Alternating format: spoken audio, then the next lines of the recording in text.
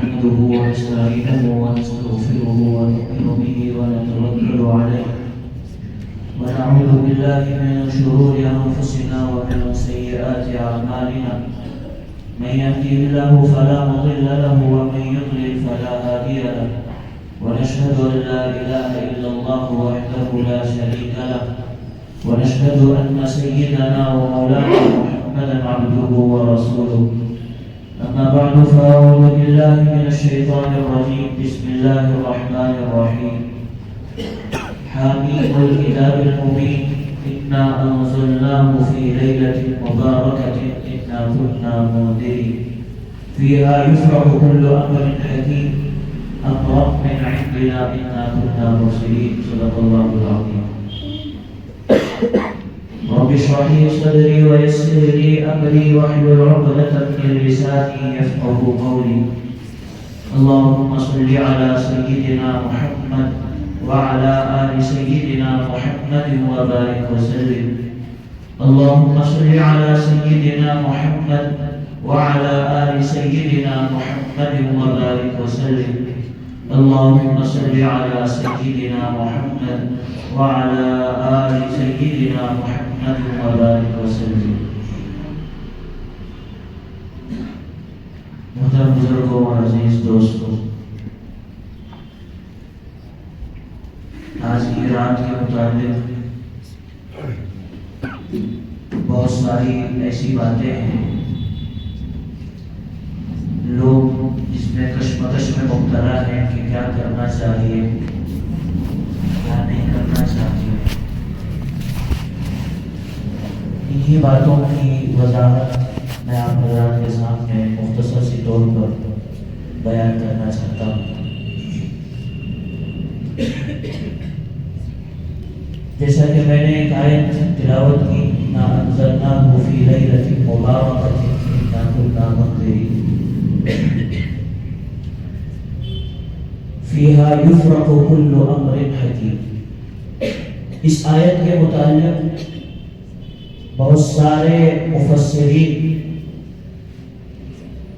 جنہوں نے قرآن مجید کی تفسیر بیان کی ہے، قرآن مجید کا ترجمہ کیا ہے اور اس کے مطالب بیان کیے ہیں، ان کا کہنا یہ ہے کہ اس آیت سے مراد شب برات کی رات ہے۔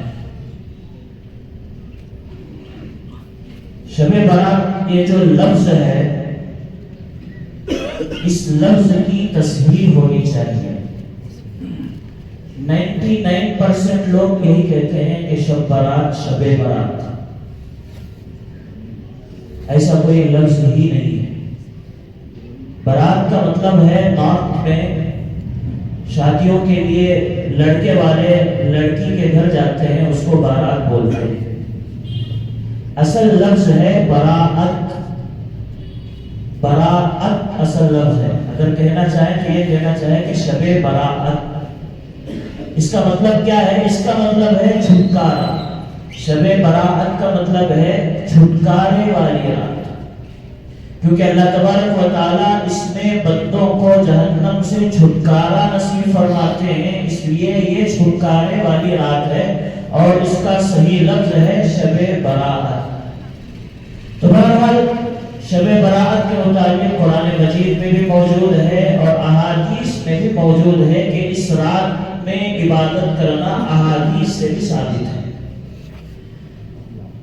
اب یہ کہا جاتا ہے کہ جو حدیثیں ثابت کی جاتی ہیں وہ حدیثیں ضعیف ہیں، تو اللہ کا بڑا کرم ہے کہ ابھی عشاء کی نماز کو آنے سے پہلے مطالعہ کر رہا تھا تو اس میں ایک بات یہ ملی کہ 10 حدیثیں ایسی ہیں جس میں یہ بتایا گیا ہے کہ اس رات کی فضیلت ہے، اس رات میں عبادت کرنا ہے۔ 10 صحابہ نے احادیث کو نقل کیا ہے، اس میں سے ایک حدیث ایسی ہے جو بالکل صحیح ہے، 9 حدیثیں ضعیف ہیں، ایک حدیث ہے وہ صحیح حدیث بھی ملتی ہے۔ اکثر لوگوں کو یہ بتایا جاتا تھا کہ ضعیف احادیث سے عبادت نہیں کرنا، یہ اس رات کی کوئی حقیقت نہیں، لیکن الحمدللہ آج میں آپ حضرات کے سامنے بیان کرتا ہوں کہ شب برات کی فضیلت میں ایک صحیح حدیث بھی ثابت ہے۔ تو اللہ تبارک و تعالی ہمیں عبادت کی توفیق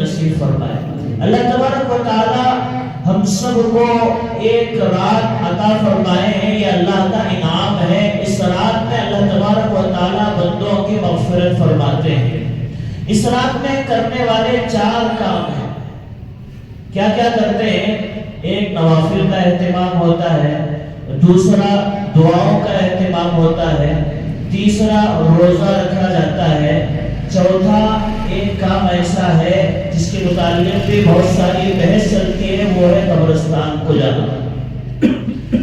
پہلا جو میں نے کہا عبادت۔ اب عبادت کے تعلق سے معلوم ہو گیا کہ احادیث سے ثابت ہے اس رات میں عبادت کرنا، اور یہ بھی معلوم ہو گیا اللہ کے نبی علیہ الصلوۃ والسلام نے حضرت عائشہ رضی اللہ عنہا سے فرمایا کہ عائشہ کیا تم جانتی ہو کہ یہ کون سی رات ہے؟ حضرت عائشہ رضی اللہ عنہا نے فرمایا کہ رسول اللہ آپ ہی بتا دیجئے۔ تو اللہ کے نبی علیہ الصلوۃ والسلام نے فرمایا کہ یہ وہ رات ہے جس میں اللہ تبارک و تعالیٰ بنو کلب کے بکریوں کے جتنے بال ہیں اتنے لوگوں کے اللہ اس رات میں مغفرت فرماتے ہیں۔ تو اس سے معلوم ہوتا ہے کہ یہ رات مغفرت والی رات ہے، جہنم سے چھٹکارے والی رات ہے، اس لیے اس رات میں عبادت خوب کرنا چاہیے، جتنی عبادت ہم سے ہو سکے کرنی چاہیے۔ عبادت کرنا کیسا ہے؟ عبادت ایسی کرو کہ اللہ کو ہم پر رحم آ جائے۔ نوافل میں کھڑے ہو، اللہ سے خوب لو لگائے، خوب ذکر کریں، پوری توجہ کے ساتھ اللہ سے اپنا تعلق جوڑے، سبحان اللہ کہیں تو یہ اس نیت سے کہیں کہ میرے اس سبحان اللہ کہنے کو اللہ سن رہے ہیں اور میں اللہ کی پاکی بیان کر رہا ہوں۔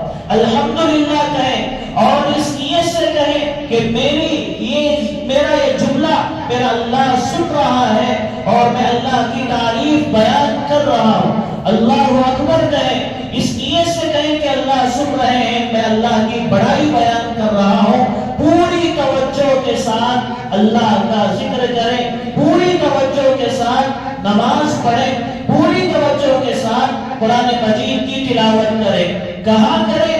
میں نے جمعہ میں بھی یہ بات کہی تھی کہ عبادت کا جو اصل مزہ آتا ہے وہ تنہائیوں میں آتا ہے، وہ خلوتوں میں آتا ہے۔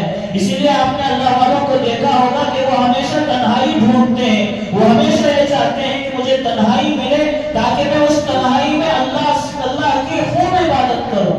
اسی لیے عبادت کا اصل مزہ تنہائی میں آتا ہے۔ اس لیے کوشش یہ کریں کہ اپنے گھروں میں تنہائیوں میں بیٹھ کر خوب آج کی رات اللہ سے گڑ گڑائیں، آج کی رات تنہائی میں اللہ کی عبادت کریں۔ یہ آج یہ ٹھان لیں کہ جتنے حضرات یہاں پر بیٹھے ہوئے ہیں اپنے دلوں میں پختہ ارادہ کر لیں اور اپنے دلوں میں یہ بات بٹھا لیں کہ آج کی رات میں کسی سے زیادہ بات چیت نہیں کروں گا، آج کی رات میں کسی کی غیبت نہیں کروں گا، آج کی رات میں کسی سے مذاق نہیں کروں گا، آج کی رات میں عبادت میں گزاروں گا۔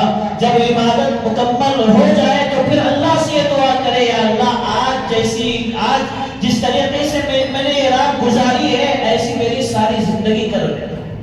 تو یہ دعا کرنا چاہیے اور یہ پختہ ارادہ کرنا چاہیے۔ عبادت کے نام پر ہم جاگتے ہیں لیکن ہمارا جاگنا ہمارے لیے عذاب بن جاتا ہے۔ مسجدوں میں بیٹھتے ہیں، مسجدوں میں آتے ہیں، بڑی خوشی کی بات ہے، گھر میں نہیں ہو رہا عبادت کرنے کے لیے، آ جاؤ مسجد کھلی ہوئی ہے، لیکن مسجدوں میں آ کر گروپ بندی بنانا، مسجدوں میں آ کر لمبے سو کر خراٹے مارنا، مسجدوں میں آ کر غیبتیں کرنا، مذاق کرنا، یہ ساری چیزیں ایسی ہیں کہ یہ رات ہمارے لیے بجائے عذاب اور بجائے ثواب کے عذاب بن جاتی ہے۔ اللہ حفاظت فرمائے۔ میرے دوستو یہ عزم کریں کہ عبادت کریں گے تو صرف اللہ کے لیے اخلاص کے ساتھ کریں گے، کسی کو دکھانے کے لیے نہیں، کسی کو دکھانے کے لیے میں قرآن مجید نہیں پڑھ رہا ہوں، کسی کو دکھانے کے لیے ذکر نہیں کر رہا ہوں، کسی کو دکھانے کے لیے میں نوافل نہیں پڑھ رہا ہوں۔ میرا اللہ مجھے دیکھے اور میرا اللہ مجھے ثواب دے، میرا اللہ مجھے اس کا بدلہ دے، اس لیے میں عبادت کر رہا ہوں، یہ نیت کر کے عبادت کریں۔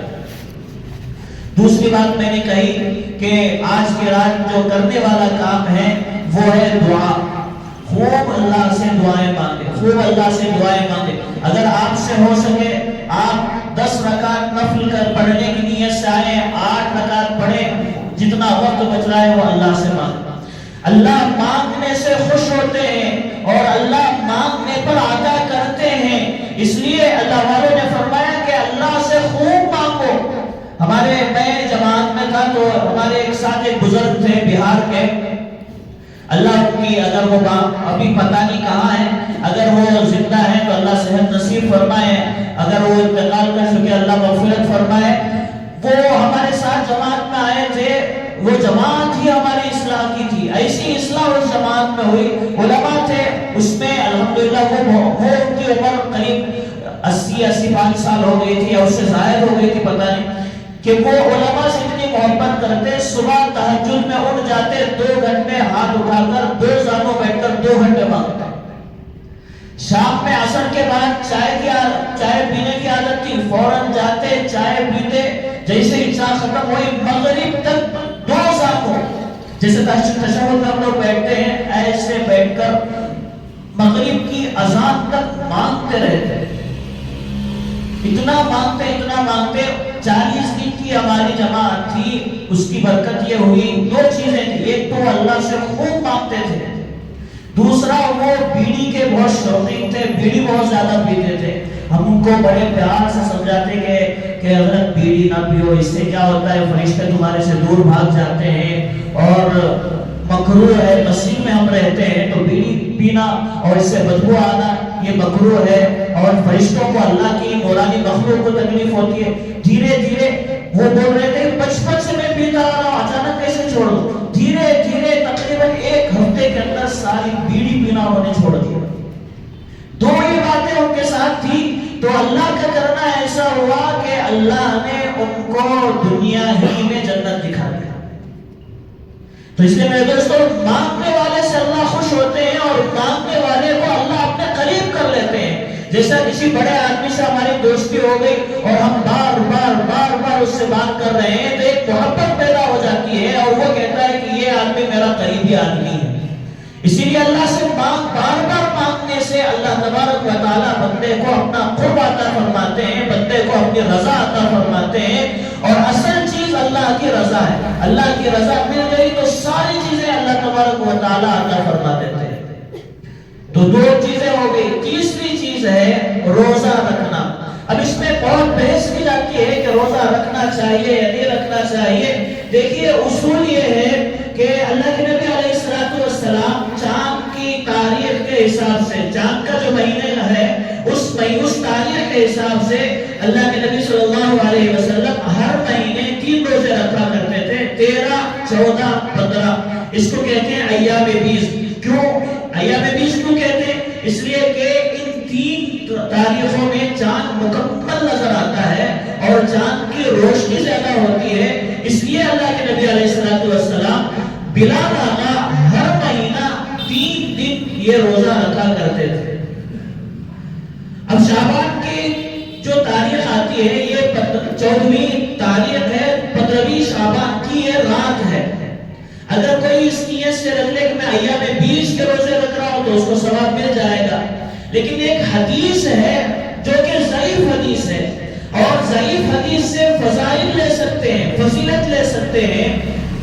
حضرت علی رضی اللہ عنہ سے مقبول ہے کہ اللہ کے نبی علیہ السلام نے فرمایا کہ 15ویں شعبان کی رات کو عبادت کرو اور 15ویں شعبان کو روزہ رکھو۔ یہ حدیث ہے، اور یہ حدیث ضعیف صرف اس لیے ہوئی ہے کہ یہ جو چین ہے اللہ کے نبی علیہ السلام سے لے کر جو راوی اس حدیث کو بیان کرتے ہیں، یہ جو چین ہے اس چین میں ایک راوی، ایک آدمی ایسے ہیں جو بالکل متقی پرہیزگار، ساری چیزیں ان کے اندر ہیں، بس آخری دنوں میں ان کا قوت حافظہ کمزور ہو گیا تھا، جس کی وجہ سے فقہاء محدثین کرام نے اس حدیث کو ضعیف قرار دیا ہے، بس اتنی سی بات ہے۔ تو اس لیے یہ کہہ دینا کہ کوئی روزہ نہیں ہے، بلکہ میں یہ کہتا ہوں کہ حدیث موجود ہے، اس حدیث سے فضیلت لیں اور روزہ رکھیں۔ لیکن اگر آپ روزہ رکھنا چاہتے ہیں ضرور رکھیں، اگر کوئی نہ رکھے تو اسے یہ نہ کہیں کہ کیوں بھائی روزہ کیوں نہیں رکھا، اب اسے ڈانٹنا، اب اسے سمجھانا یہ نہیں کرنا چاہیے، کیونکہ یہ مستحب روزہ ہے، نہ واجب ہے نہ سنت ہے، یہ مستحب ہے۔ اگر کوئی رکھ لے تو اس کو ثواب ملے گا، اگر کوئی نہ رکھے تو کوئی بات نہیں۔ لیے ضروری اور لازم سمجھ کے روزہ رکھنا یہ ضروری نہیں ہے، بلکہ آپ اگر ثواب کی نیت سے کل کا روزہ اگر رکھ لیں تو 2 ثواب ملیں گے۔ ایک اس حدیث کے ذریعے سے ثواب ملے گا، دوسرا ایام 20 کے روزے اللہ کے نبی علیہ السلام 13، 14 اور 15 تاریخ کو رکھا کرتے تھے۔ کل 15 تاریخ ہے، ایام 20 کی بھی نیت کر لیجئے اور شعبان کے روزے کی بھی نیت کر لیجئے، دونوں کا ثواب انشاءاللہ مل جائے گا۔ لیکن اس روزے کو ضروری اور لازمی نہ سمجھیں اور کسی کو نہ بتائیں، رکھنا ہے آپ رکھیں، اگر کسی کو ترغیب بتانا چاہتے ہیں تو بتا سکتے ہیں، لیکن ٹوکنا کیوں نہیں رکھا؟ فقہائے کرام اور علماء کرام اس سے منع فرماتے ہیں۔ چوتھی چیز میں نے بیان کی قبرستان جانا۔ اللہ کے نبی علیہ السلام حضرت عائشہ رضی اللہ عنہا کے مکان میں تھے اور اللہ کے نبی علیہ السلام آدھی رات کو بستر چھوڑ کر باہر چلے گئے تھے۔ حضرت عائشہ رضی اللہ عنہا نے اٹھ کر دیکھا تو نبی صلی اللہ علیہ وسلم موجود نہیں ہے، باہر بھاگ کر گئے اور دیکھا کہ اللہ کے نبی علیہ السلام جنت البقیع میں، بقیع جو قبرستان مدینہ منورہ میں موجود ہے، وہاں پر کھڑے ہوئے ہیں۔ تو اس سے یہ معلوم ہوتا ہے کہ اللہ کے نبی علیہ السلام نے 15ویں شعبان کی شب کو یعنی شب برات میں اللہ کے نبی علیہ السلام قبرستان گئے تھے۔ یہاں پر علماء نے بیان یہ فرمایا کہ پوری زندگی میں صرف ایک مرتبہ اللہ کے نبی علیہ السلام گئے ہیں، اور ہمارا یہ حال ہو جاتا ہے کہ ہم گروپ بنا کر اور لوگوں کو جوڑ کر قبرستان جاتے ہیں اور ہر سال جاتے ہیں۔ ہر سال جانا یہ ثابت نہیں ہے، اللہ کے نبی علیہ السلام نے صرف ایک مرتبہ گئے تھے۔ تو اسی نیت سے کسی سال میں بھی، چاہے اس سال ہو یا آئندہ سال ہو، ایک مرتبہ سنت سمجھ کر چلے جائیں، پھر اس کو چھوڑ دیں، ترک کر دیں۔ یہ نہیں کہ ہر سال پابندی کے ساتھ جانا، یہ ثابت نہیں ہے۔ اگر جانا چاہتے ہیں تو ایک مرتبہ جائیں اور اس کے بعد چھوڑ دیں۔ یہ 4 چیزیں آج کے رات کرنے کا ہے، ایک عبادت اور دوسرا دعائیں، تیسرا روزہ، چوتھا قبرستان جانا۔ اور اس کی میں نے تفصیل سمجھا دی ہے کہ اللہ کے نبی علیہ السلام نے اپنی زندگی میں شب برات میں صرف ایک مرتبہ گئے ہیں، اس کے بعد نہیں گئے۔ تو ہمیں بھی سنت سمجھ کر ایک مرتبہ جانا چاہیے اور اس کے بعد شب برات ہی کو جانا لازم نہیں کرنا چاہیے۔ ویسے تو قبرستان ہر روز ہم جا سکتے ہیں، ہر روز قبرستان جائیں اور عبرت حاصل کریں کہ ہمیں ایک نہ ایک دن یہاں پر آنا ہے۔ عبرت کے لیے روزانہ جائیں، اللہ تبارک و تعالیٰ اس سے ہمارے مردہ دل کو زندہ فرما دیتے ہیں اور ہمارے اندر زندگی کی قیمت آ جاتی ہے، اور زندگی اللہ نے کیوں دی ہے یہ بات ہمیں سمجھ میں آ جاتی ہے قبرستان جانے سے۔ یہ 4 باتیں ہو گئی، اور ایک حدیث ایسی ہے جس میں اللہ کے نبی علیہ السلام نے فرمایا کہ اس رات اللہ تبارک و تعالیٰ مغفرت فرماتے ہیں بندوں کی اور معاف فرماتے ہیں زندوں کے گناہوں کو، سوائے مشرک کے۔ 2 باتیں اللہ کے نبی علیہ السلام، 2 چیزیں اللہ کے نبی علیہ السلام نے بیان فرمائی، ایک مشرک اور دوسرا کینہ رکھنے والا، تیسرا متکبر، چوتھا ماں باپ کی نافرمانی کرنے والا۔ اور اسی طریقے سے 5ویں کے متعلق ایک حدیث میں یہ ملتا ہے کہ تکبر سے اپنی ازار ٹخنوں سے نیچے پہننے والا۔ تو اس میں سب سے پہلے مشرک ہے، اللہ نے صاف اعلان فرما دیا ان اللہ لا یغفر ان یشرک بہ ویغفر ما دون ذلک لمن یشاء۔ اللہ تبارک و تعالی بندوں کے تمام گناہوں کو معاف فرما دیں گے، اپنے فضل سے معاف فرما دیں گے، لیکن مشرک کو کبھی نہیں معاف فرمائیں گے۔ اللہ کے ساتھ شریک کرنے والے کو، اللہ کا پارٹنر بنانے والے کو اللہ کبھی نہیں معاف فرمائیں گے، کافر کو اللہ کبھی نہیں معاف فرمائیں گے۔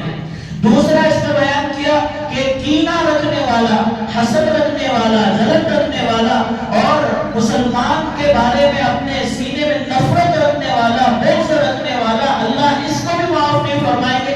اس رات ہی نہیں بلکہ جتنی مرتبہ وہ ہاتھ اٹھائے گا دعا کے لیے، اس کی دعائیں قبول نہیں ہوگی، اور اس رات میں بھی قبول نہیں ہوگی۔ حالانکہ یہ رات اللہ تبارک و تعالیٰ اس رات میں اپنے منادی کو بھیجتے ہیں، جاؤ اعلان کرو کہ ہے کوئی مغفرت طلب کرنے والا کہ اس کے مغفرت کی جائے، ہے کوئی حاجت طلب کرنے والا اس کے حاجتوں کو پوری کی جائے۔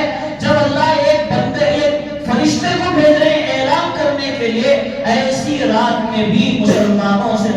کرنے والوں کی دعائیں اور اس کی توبہ قبول نہیں ہوگی۔ آج ہمارے اندر بہت کینہ ہے، بہت بغض ہے، بہت حسد ہے، جب سامنے ملاقات ہوتی ہے تو بڑے اچھے سے ملتے ہیں، بڑے اچھے سے بات کرتے ہیں، مسکرا بھی رہے ہوتے ہیں، لیکن دلوں میں نفرت ہوتی ہے، دلوں میں بغض ہوتا ہے، دلوں میں کینہ ہوتا ہے۔ میرے دوستوں، اسے بات کرو۔ اللہ کے نبی علیہ السلام نے فرمایا کہ دلوں میں نفرت رکھنے والا، بغض رکھنے والا کبھی جنت میں نہیں جائے گا۔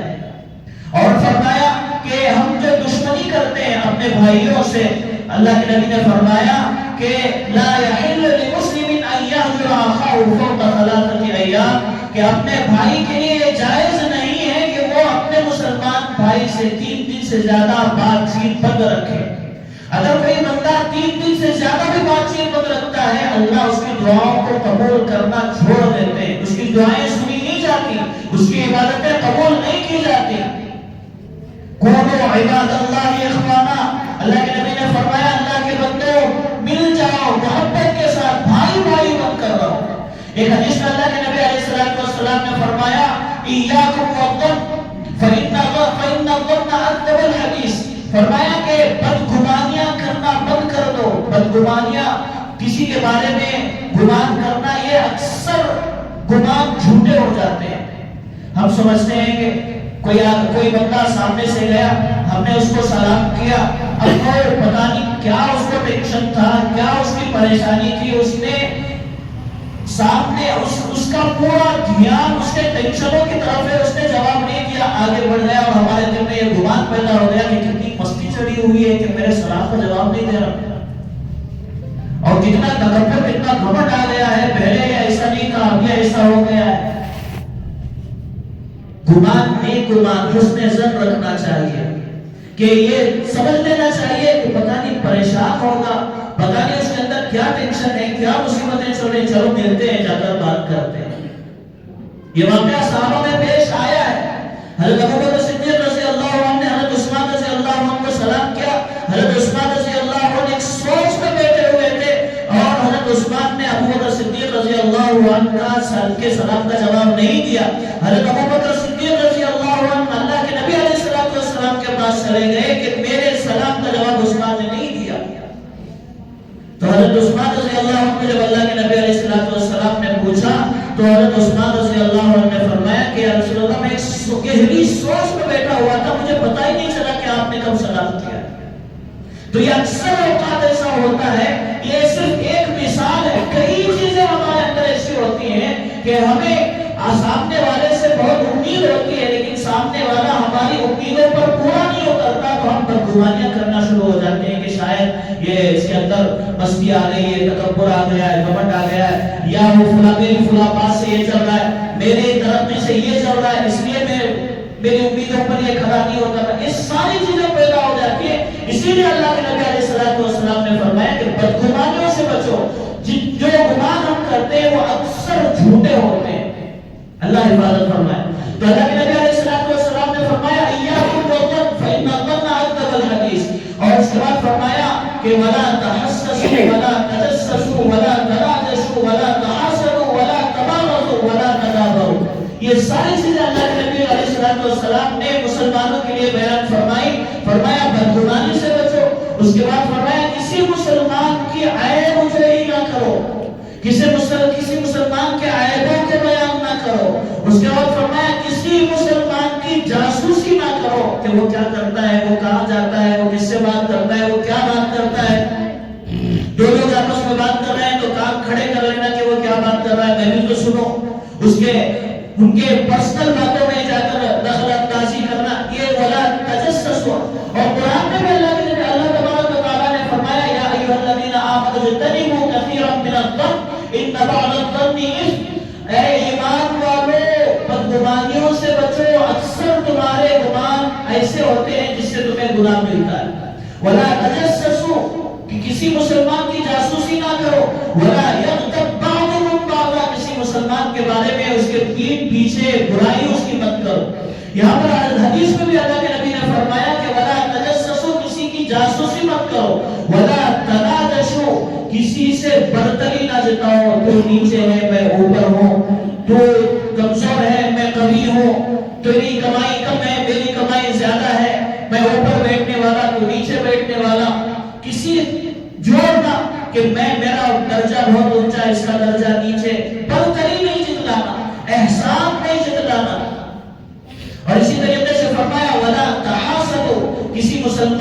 سے حسد نہ کرو، جلن نہ کرو کہ اللہ تبارک و تعالیٰ نے کسی کو نعمت دے دی تو وہ اللہ کا اس کا معاملہ ہے، اگر ہمیں نہیں ملی ہے تو یہ دل کو یہ سمجھا لینا چاہیے کہ شاید میں اس کے قابل نہیں ہوں، اور ہو سکتا ہے کہ اگر یہ چیز مجھے مل جاتی تو میں اللہ کا نافرمان بن جاتا، اور اگر ہو سکتا ہے کہ اگر یہ چیز مجھے مل جاتی تو میں تکبر میں ہلاک ہو جاتا۔ فرمایا وَلَا تَنَاجَشُوا وَلَا تَحَاسَدُوا، اور آگے فرمایا وَلَا تَدَابَرُوا، ایک دوسرے کے پیچھے کسی کے برائی بیان نہ کرو، کسی کے بارے میں غلط بیانی نہ کرو۔ میرے دوستو، اگر بدگمانی کسی پر بہتان لگاتے ہیں، قیامت میں اللہ تبارک و تعالیٰ بلا کر فرمائیں گے تو نے بہتان لگایا ہے۔ بہتان کس کو کہتے ہیں؟ مثال کے طور پر ایک مسلمان ہے، اس نے کوئی غلط کام نہیں کیا، ایک آدمی نے کسی سے، اس کے دوست سے، کسی سے بھی جا کر کہہ دیا کہ یہ جو فلاں آدمی ہے یہ اتنا بڑا غلط کام کر رہا ہے، حالانکہ اس نے کیا ہی نہیں۔ اب یہ اس کو کہتے ہیں بہتان۔ اللہ تبارک و تعالیٰ اس آدمی کو کھڑا کریں گے اور کہیں گے کہ جو بہتان تم نے اس کے اوپر باندھا ہے ابھی اس کو ثابت کر کے دکھاؤ۔ اللہ فرمائیں گے ثابت کرو، جب تک ثابت نہیں کرو گے تب تک تمہیں چھٹکارا نہیں ملے گا، تب تک تمہیں جنت نہیں ملے گی، اور اگر ثابت نہیں کر پائے تو سیدھا جہنم میں تمہارا ٹھکانا ہے۔ تو اس لیے کسی کے بارے میں بولنے سے پہلے 100 بار سوچو، نہ بولو تو بہت زیادہ بہتر ہے۔ اگر بولتے ہی ہیں، اللہ حفاظت کرے، تو 100 مرتبہ سوچو، تحقیق کرو، مکمل تحقیق کے بعد اگر بولنے کی ضرورت ہے تو بولو، ورنہ چپ رہو، سکوت اختیار کرو، اسی میں ہماری بھلائی ہے۔ اسی طریقے سے 2 باتیں ہو گئی۔ تیسری چیز، تکبر کرنے والے کو اللہ پسند نہیں فرماتے۔ ہمارے اندر ایک بیماری ہے، ہم اپنی صلاحیتوں کو جتلاتے ہیں کہ دیکھو میں بزنس میرا ایسا ہے، میں ایسا کرتا ہوں، میری ایسی صلاحیت ہے، اور اسی طریقے سے لوگ اپنی صلاحیتوں کو لے کر تکبر کرتے ہیں، لوگ اپنے عہدے کو لے کر تکبر کرتے ہیں، لوگ اپنی کرسیوں کو لے کر تکبر کرتے ہیں۔ میرے دوستو، اللہ کا قانون یہ ہے کہ جس چیز میں ہم تکبر کرتے ہیں اللہ اسی چیز میں ہمیں غرق کرتے ہیں۔ فرعون کی مثال واضح مثال ہے۔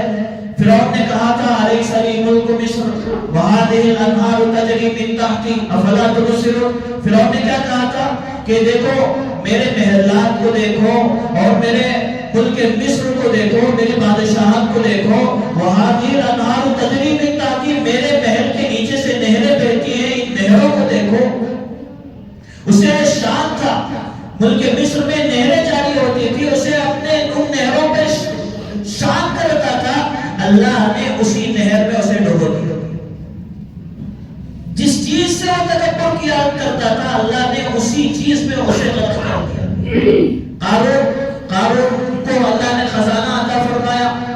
اب وہ کہتا تھا، جب وہ نبی ان کے پاس جاتے، قارون کے پاس جاتے، قارون سے کہتے کہ اللہ نے تجھے اتنا مال دیا ہے، اس مال میں تو لوگوں کی مدد کر، زکات نکال، اس مال سے غریبوں کی مدد کر۔ تو وہ کہتا کہ اللہ نے کہا دیا ہے؟ اللہ نے نہیں دیا، انما اوتیتہ علی علم عندی، میں نے اپنے علم سے، اپنی صلاحیت سے، اپنے کمال سے اس مال کو کمایا ہے، تو میں کیوں دوں؟ اللہ نے تو مجھے نہیں دیا ہے تو میں اللہ کی بات کیوں مانوں؟ اب وہ اپنے مال پر تکبر کرتا تھا تو اللہ نے فخسفنا به وبداره الارض، اللہ نے اسے بھی اور اس کے مال کو بھی زمین میں دھسا دیا۔ ابو جہل بہت مغرور تھا، بہت گھمنڈی تھا، تکبر تھا، اور اسے اس بات پر اسے تکبر تھا کہ میں لیڈر ہوں مکے کا، اور میں بہت طاقتور ہوں، بہت بہادر ہوں، لوگ مجھے دیکھ کر ڈرتے ہیں اور ڈرنا چاہیے، لوگوں کو وہ ڈرایا کرتا تھا۔ نعوذ باللہ، اللہ کے نبی علیہ السلام کو اور اللہ کے نبی کے ماننے والے صحابہ کو ستایا کرتا تھا۔ اللہ نے بدر کے میدان میں اس کا کیا حشر فرمایا؟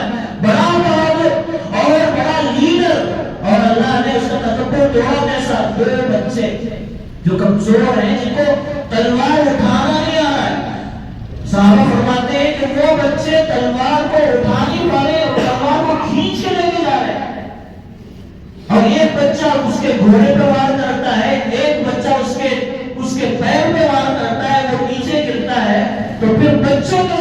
اللہ نے اس کی کمر توڑ دی، اللہ نے اس کے تکبر کو توڑ دیا۔ جن صلاحیتوں پر اور جن کرسیوں پر، جن عہدوں پر، جن ذمہ داریوں پر ہم تکبر کرتے ہیں، اللہ انہی ذمہ داریوں میں ہمیں ذلیل کرے گا۔ تکبر اللہ کو پسند نہیں ہے، تو اس لیے میرے دوستو تکبر کرنے والے کی آج رات بھی مغفرت نہیں ہوتی۔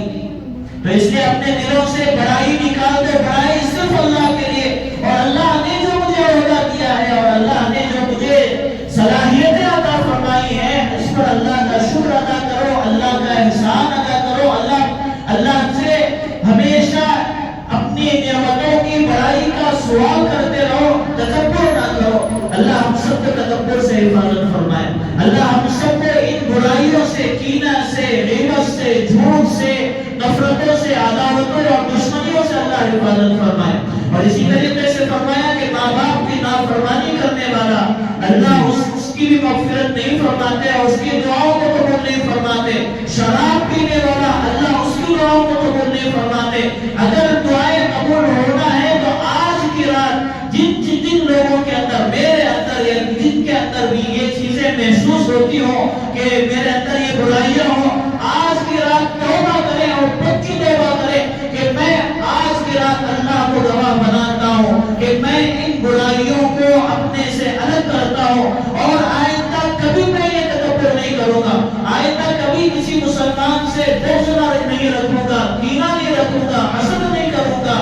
تو انشاءاللہ اللہ ہماری توبہ قبول فرمائیں گے۔ اللہ تو صاف فرماتے ہیں یا ایھا الذین آمنوا توبوا الی اللہ توبۃ نصوحا، اے ایمان والو اللہ سے سچی پکی توبہ کرو۔ توبہ کا مطلب جیسے میں نے پہلے بھی کہا تھا، گالوں پہ مارنا توبہ توبہ بولنا توبہ نہیں ہوتی۔ توبہ کہتے ہیں اللہ سے وعدہ کرنا کہ میں نے جتنے گناہ کیے ہیں مجھے اس پر شرمندگی ہے اور آئندہ میں یہ گناہ نہیں کروں گا، اس کو توبہ کہتے ہیں۔ اور توبہ میں اتنی طاقت ہے کہ علماء فرماتے ہیں کہ اگر کوئی 70-80 سال بھی گناہ کرتا آیا ہو اور وہ آج ایک بار کہہ دے کہ میں نے گناہ کر لیے اور آج ان تمام گناہوں کی میں معافی چاہتا ہوں، اور ایک مرتبہ استغفر اللہ ربی من کل ذنب واتوب الیہ پڑھ لے، اللہ اس کے 80 سال کے بھی گناہ معاف فرما دے گا۔ تو اس کو توبہ کہتے ہیں۔ اور توبہ کے تعلق سے اللہ کے نبی علیہ الصلوۃ والسلام نے فرمایا التائب من الذنب کمن لا ذنب لہ، توبہ کرنے والا ایسا ہے جیسا کہ اس نے وہ گناہ کیا ہی نہیں۔ اس کا مطلب یہ ہے کہ اللہ کرامن کاتبین لکھنے والے فرشتوں کو بھی بھلا دیتے ہیں، نام اعمال سے مٹا دیتے ہیں، جس جگہ پر وہ گناہ ہوا تھا اس جگہ کو بھی مٹا دیتے، اس جگہ کو بھی بھلا دیتے، یعنی وہ اس گناہ کا کوئی ثبوت ہی نہیں ملتا، سارے گناہوں کو اللہ ختم فرما دیتے ہیں۔ اس کو توبہ کہتے ہیں۔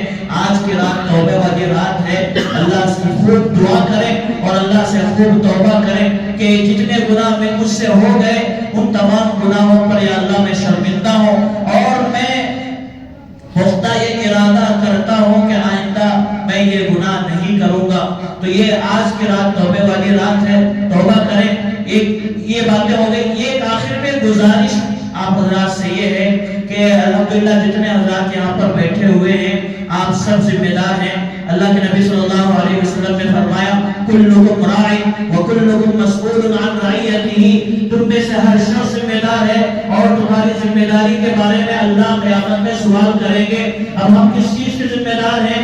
ہم ذمہ دار ہیں اپنے گھر کے بچوں کے، ہم اپنی اولاد کے ذمہ دار ہیں، اور ہمیں یہ ذمہ داری بھی دی گئی ہے امر بالمعروف اور نہی عن المنکر کی۔